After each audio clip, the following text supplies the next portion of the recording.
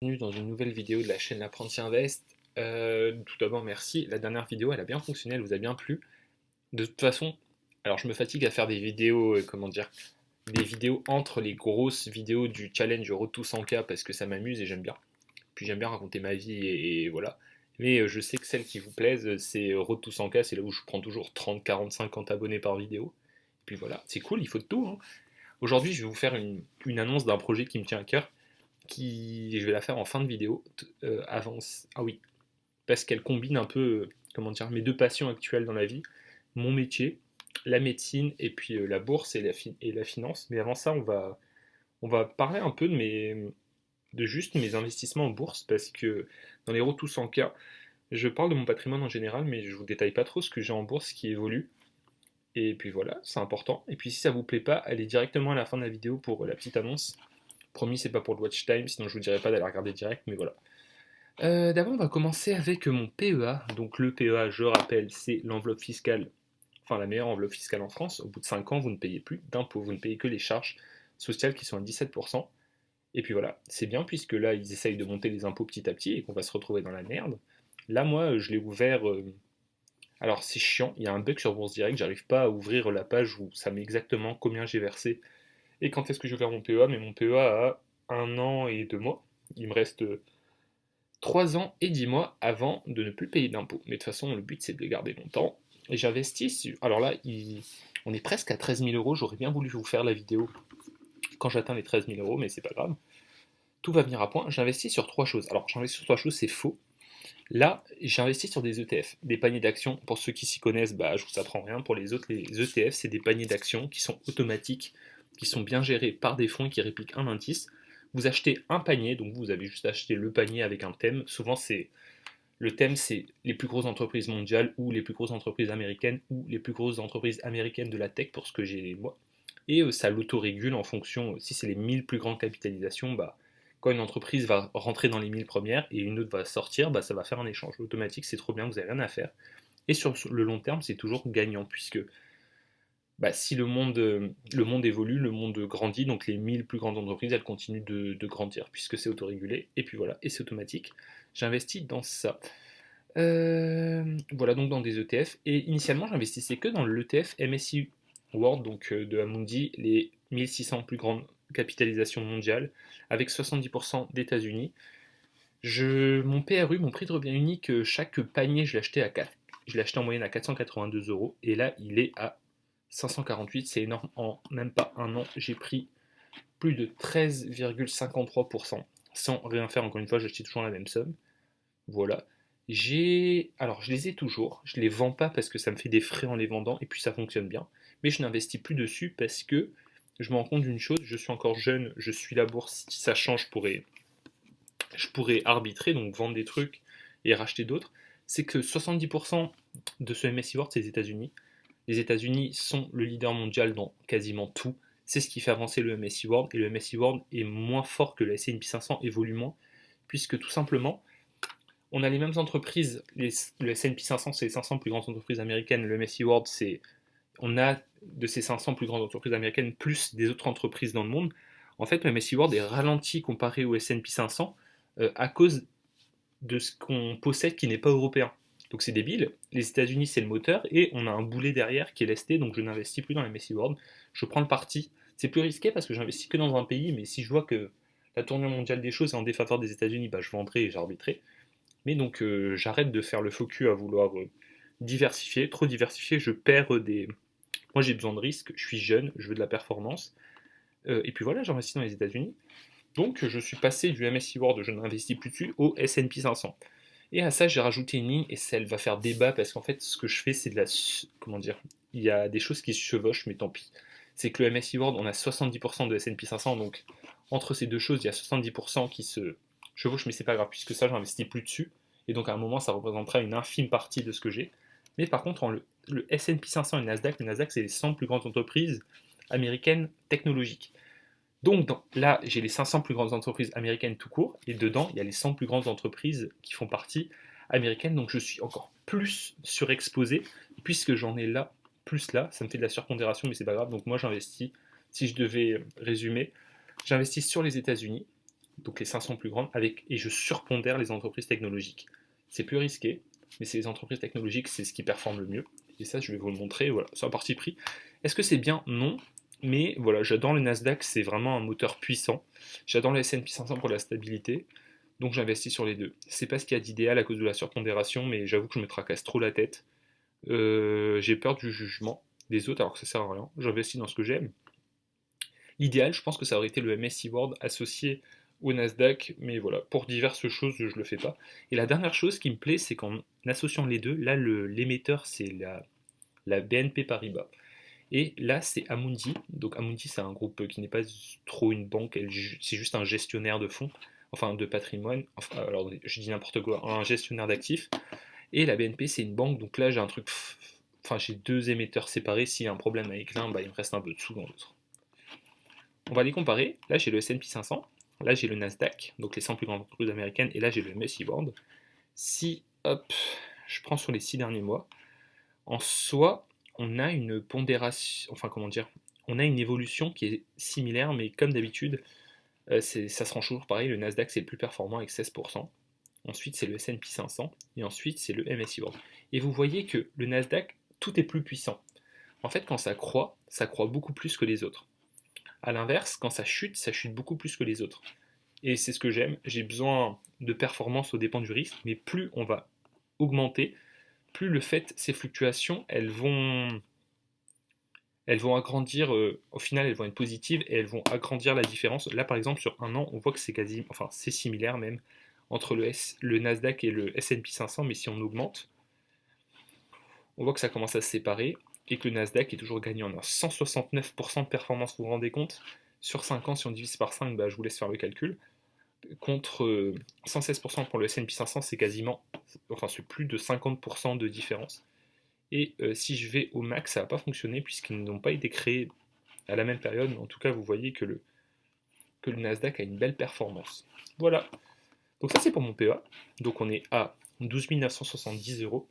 J'investis 700 euros par mois. Pour rappel, il faudra faire les calculs. Donc sur un an, j'investis, alors 7 fois 10, on est à 7000 plus 14, j'investis 8400 dessus. Donc on va dire qu'il reste beaucoup de temps parce que je peux mettre jusqu'à 150 000 euros dessus de dépôt. Donc dans ces 12 970, je pense que j'ai mis que 11 000. Donc je peux encore mettre, alors je vais faire une faute de calcul, je peux mettre 139 000 euros encore. Donc je vais mettre énormément de temps à le remplir, il va falloir que je gagne plus d'argent en fait, tout simplement. Ensuite, j'ai mon... Oh non. Alors... Excusez-moi. Donc là, j'ai mon compte titre. Mon compte titre, j'ai pas d'avantage fiscal, donc bientôt je vais payer 33% de charges, enfin d'impôts plus de charges. Ils ont monté de 3% à partir de 2025. Je remercie le gouvernement. Il n'y a pas d'avantage fiscal, mais on a accès à plus de choses et puis on est plus libre. Et ce qui est bien, c'est que si un jour j'ai des enfants et que je transmets mes titres, je ne payerai pas de. Enfin, ça va remettre les compteurs à zéro, je vais faire une donation. Et donc, c'est ce que je compte faire pour ça. Enfin, si j'ai des enfants, c'est pas encore dit. Donc là, j'ai 4669 euros, donc 4700 d'investis. Et au niveau du cash, je sais pas où ça s'affiche, mais j'ai plus de 300, donc en fait j'ai 5000 et quelques dessus, répartis sur 3 ETF. Je vais vous l'expliquer, mais juste on va aller au max. Là je vais vous montrer à quel point la bourse est fou. J'ai commencé à investir dessus le 10 juillet, donc ça fait un peu plus d'un an que j'investis dessus de manière automatique. Vous voyez les petites flèches en rond, ça veut dire que c'est un investissement programmé. En fait, je ne fais rien. J'ai juste à déclencher le virement parce que vu que c'est une banque allemande, je ne peux pas faire de virement automatique depuis ma banque, le LCL. Et on peut voir que j'ai fait plus de 16% dessus de manière automatique. Je trouve ça fou. Pour rappel, le livret A, c'est 3%. Donc là, je fais plus de 13% dessus et j'investis sur 3 choses. Alors, en fait, c'est le cousin du Nasdaq. Enfin, c'est un ETF similaire au Nasdaq, c'est le S&P 500 Information de la technologie, donc c'est le S&P 500, et on a pris dessus les entreprises qui font partie de la tech, en fait, tout simplement. Comme le Nasdaq, on est un peu plus strict puisque, alors le nombre d'entreprises, je ne sais plus où ça s'affiche, et je passe pour un clown. Donc là, on peut voir que c'est des technologies de l'information à plus de 99%. Et je ne sais pas, enfin je sais même plus ce que je voulais dire. Bon bref, tant pis. Donc voilà. Ah oui, le nom de l'entreprise, pardon. Ça doit s'afficher là. Donc là, il y a. Où est-ce que c'est? Bon, bref, je sais plus. En tout cas, il est ouvert depuis 2015. Il y a plus de 9 milliards d'euros d'actifs dessus. Et il est accumulant parce que je ne veux pas recevoir de dividendes, sinon je paierai des impôts à chaque fois. Là-dessus, j'ai plus de 19% de plus-value. Mon prix d'achat est de 25 et le prix actuel est de 30. Donc j'ai 5 euros par et j'ai combien de parts? J'en ai 73, donc ça c'est cool. Ça représente plus de 50% de mon patrimoine. Et tous les mois maintenant, j'investis 100 euros, donc 50 euros 2 fois par mois. J'ai un peu baissé parce que voilà, j'avais besoin de sous pour autre chose. Et la dernière, et j'investis aussi sur le MSCI Ninja. Le MSCI Ninja, pourquoi? Parce que, je vous l'ai déjà dit, je pense que l'Inde est le seul pays émergent qui va glow up. Tout simplement parce qu'ils ont une démographie de malades et politiquement ils sont plus stables que la Chine, qui est le principal concurrent, enfin pour moi. Voilà. Il y a le Japon, mais le Japon, ils ont une démographie catastrophique pour moi, donc ils vont pas aller loin dans la vie. Eux, ils ont une démographie de malades et ça va finir par se voir. Et je pense qu'ils vont peut-être pas rattraper les autres pays, mais je pense ça va rapporter un peu d'intérêt. Et là, on peut voir que sur 5 ans, ça fait 97%, c'est pas mal. Moi, je suis à 8% dessus. Je sais pas dit que je le garde longtemps parce que vraiment là, je perds, comparé aux autres, je perds de la performance. Mais voilà, ça représente une infime et c'est le lot d'exotisme de mon portefeuille. Là, on peut voir la diversification. Franchement, c'est bien Trade Republic. Regardez comment c'est lisible. 99% en Inde, 70% aux États-Unis, mais 0,70 aux États-Unis, pardon, mais ça doit être un contrat de swap ou un prêt ou des conneries comme ça. Et là, on a les principales actions. Franchement, c'est bien fait. Si vous voulez investir sur Trade Republic, j'ai mon code de parrainage en commentaire. Vous gagnez une action de 30 euros que vous pouvez vendre immédiatement, comme ça vous gagnez les 30 euros. Ou la garder, et moi je gagne aussi 30 euros, donc c'est cool. J'avoue que j'ai jamais eu de parrainage dessus, mais il faut investir dans les 3 premières semaines si vous utilisez mon code promo pour gagner ces intérêts. Donc ça peut être cool, on gagne 30 euros chacun, donnant, donnant. Je reprends ici parce que en fait je n'ai pas l'habitude, mais j'ai ouvert une nouvelle enveloppe. C'est l'assurance vie. Pourquoi? Alors l'assurance vie, moi je suis chez Boursorama. D'ailleurs j'ai un compte bancaire Boursorama. Comme tous les jeunes de mon âge, on a tous Boursorama parce qu'ils n'ont pas de frais et qu'il y a toujours des offres. Vous pouvez gagner 150 euros. D'ailleurs moi aussi j'ai un code promo. Encore une fois, on a toujours un pote qui nous a demandé ouais, est-ce que je peux te parrainer, comme ça, lui il gagne 150, vous gagnez 150, et là c'est pareil, même ça peut être boosté, vous pouvez gagner plus. Donc n'hésitez pas à créer parce que c'est une banque où il n'y a pas de frais de gestion.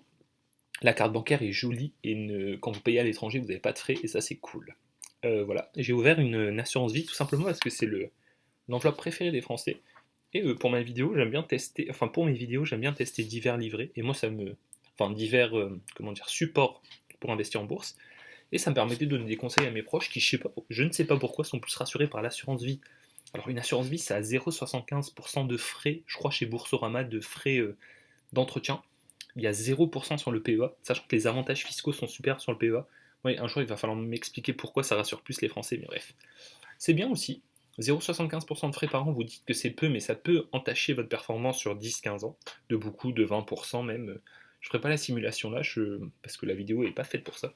Mais voilà. Après, ce qui est cool, c'est que après 8 ans, vous pouvez retirer 4000 euros à peu près, sans frais, et le double si vous êtes en couple, et ça peut être cool. Moi, ça va pas être plein non plus, mais si j'ai besoin de 4000 euros dans 8 ans à récupérer pour diverses dépenses, ça peut être pas mal. Et il y a des avantages à la succession, c'est pour ça que ça s'appelle une assurance vie. Voilà. Donc moi, je l'ai ouvert chez Boursorama, elle est cool, en fait, elle est bien faite, et ça, j'aime bien quand c'est facile. Parce que, autant j'ai des plans d'investissement programmés sur Trade Republic, mais je dois quand même faire l'effort de faire un virement, parce que je suis chez LCL, et il n'y a pas de possibilité de faire des virements programmés pour investir, enfin vers une banque allemande comme Boursorama, comme Trade Republic, pardon. Boursorama, j'ai déjà mon compte là-bas, donc j'ai 960 euros dessus, et je vire parce que c'est avec cette carte que je dépense.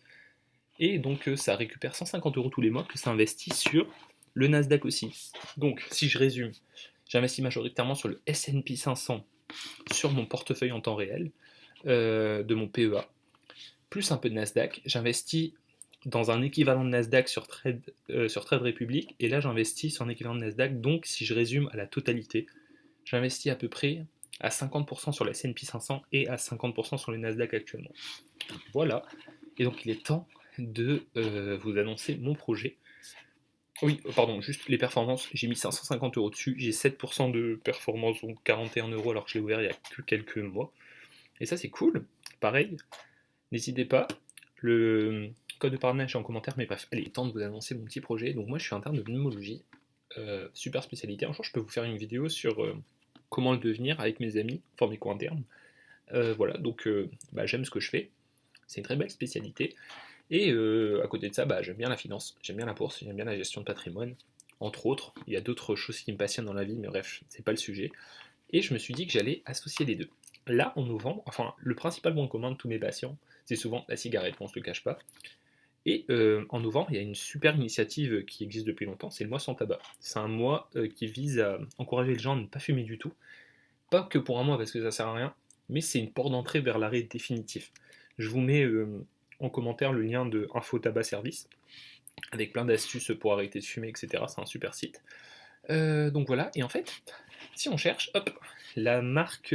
Ah oui, non, d'abord, on va aller sur ChatGPT. Comme ça, c'est pas moi qui vous le dis. Les conséquences de la cigarette, c'est une catastrophe. D'une part, sur la santé, là, je vous donne tous les pros.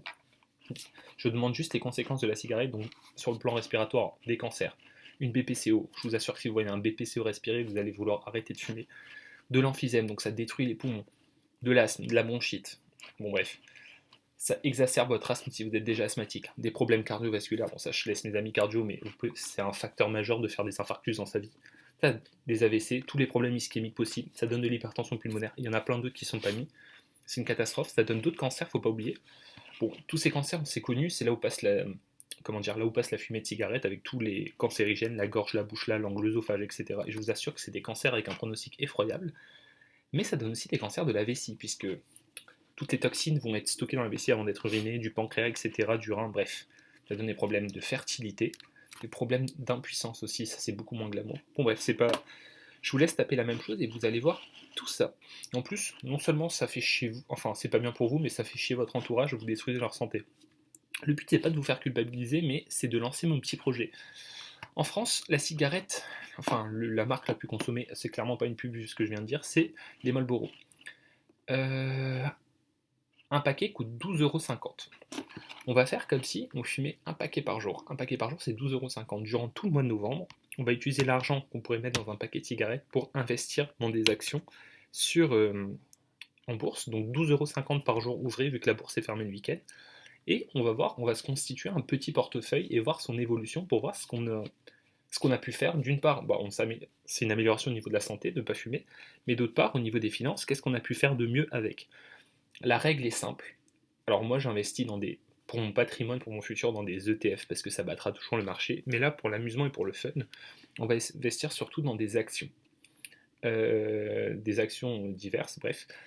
La règle, ce sera, j'aurai pas le droit d'acheter 2 fois la même action dans la même semaine, et j'aurai pas le droit d'acheter plus d'une fois par semaine un ETF. C'est vraiment si j'arrive plus à trouver d'action. Pour ce faire, je vais utiliser Trading 212. Trading 212, c'est un broker comme Trade Republic. Pourquoi je n'utilise pas Trade Republic? C'est que Trading 212, il n'y a pas de frais quand vous achetez des actions. Est-ce que c'est un broker que je recommande? Pas forcément. Puisque, alors je ne vais pas vous embrouiller, mais ça permet d'investir dessus dans des dérivés d'actions qui répliquent, enfin c'est des produits qui répliquent des actions, mais bref. Le but c'est, on peut acheter 12,50 d'une action américaine ou internationale ou française, bref, sans aucun frais. On va faire ça tous les jours et on va voir au bout d'un mois ce qu'on a et on va suivre tous les mois l'évolution. Je vais essayer de le faire sous forme de Reels. Et ce que je vais vous demander aussi, si vous voulez participer, déjà dites-moi si c'est une bonne ou une mauvaise idée, parce que je peux annuler le projet à tout moment. Pour que ça motive vraiment, il y a un mode d'entraînement où vous pouvez ne pas investir du vrai argent. Moi j'investirai vraiment mon argent parce que ça me motivera au moins et ça fera un meilleur contenu. Vous, si vous voulez essayer, hop, vous allez sur... Alors, en commentaire, je mets un lien pour vous inscrire. Vous allez là, dans cette barre, et vous descendez et vous passez au mode entraînement. Le mode entraînement, c'est un mode où vous allez pouvoir régler, là j'ai mis 50 000 €, mais j'ai pas 50 000 €, c'est pas du vrai argent. Vous mettez 12,50 fois 5 fois 4, donc 5 pour 5 jours ouvrés et 4 pour 4 semaines. Et tous les jours, vous essayez d'acheter une action pour une valeur de 12,50 et vous voyez au bout d'un mois combien ça vous fait. On pourra se tenir au courant et s'entraider dans les commentaires. Ça peut être sympa comme projet. Dites-moi si c'est nul, vous me le dites, il n'y a aucun souci, mais soyez respectueux quand même, sinon voilà, je vais être tout triste. Et puis voilà, bon week-end à tous.